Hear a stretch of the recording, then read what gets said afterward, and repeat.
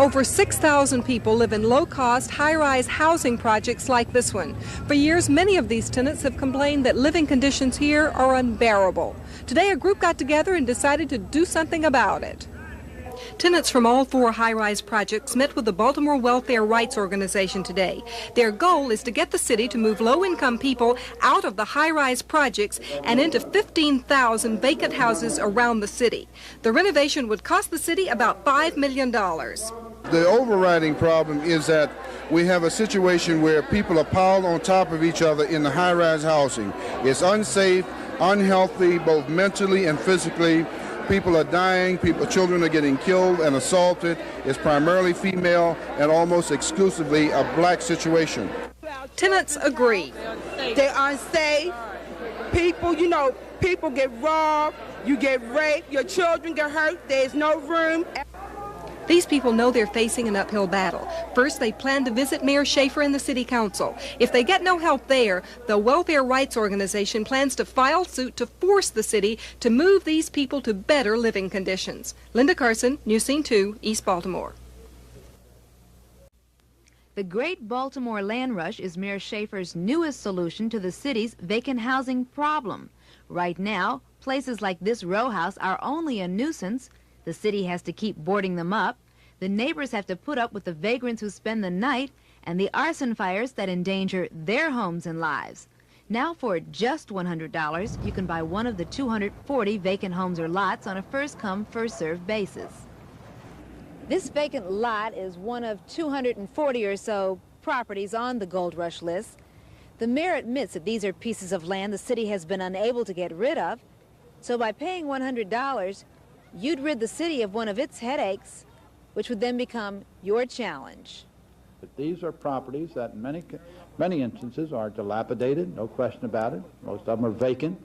It's little pieces of land. But if you use your imagination and if you have some ability in carpentry or plumbing or whatever it might be, you can get a buy.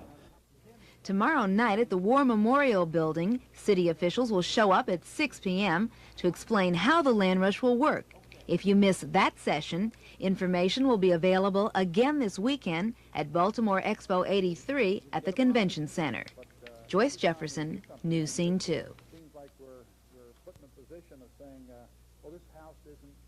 One thing the city got is a new state lottery. Much of the money from the lotto game will come to the city. The mayor is glad to get it, sorry he needs it.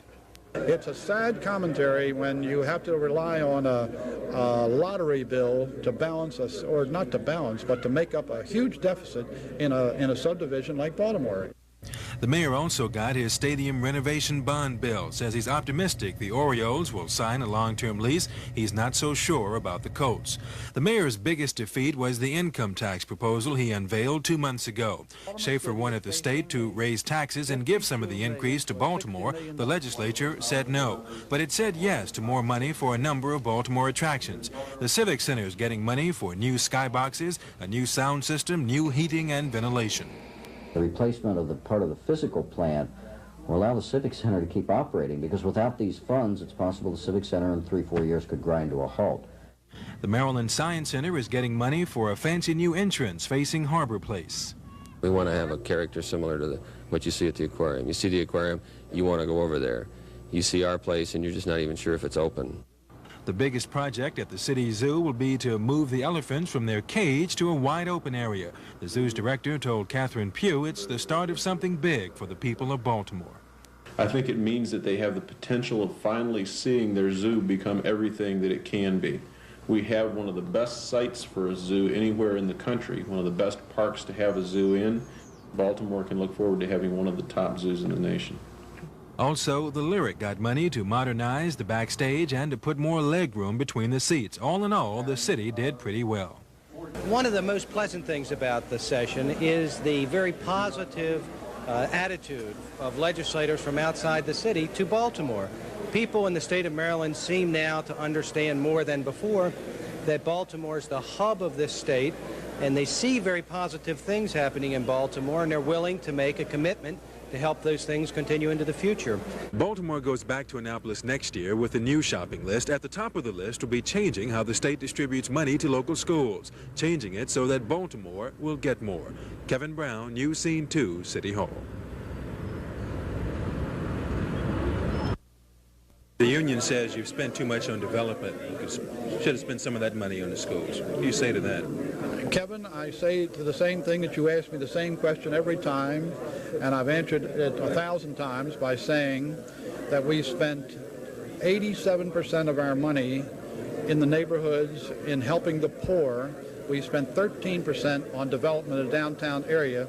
The 13% in the downtown area has allowed us to continue our efforts to increase money for education, fire, police, and the poor.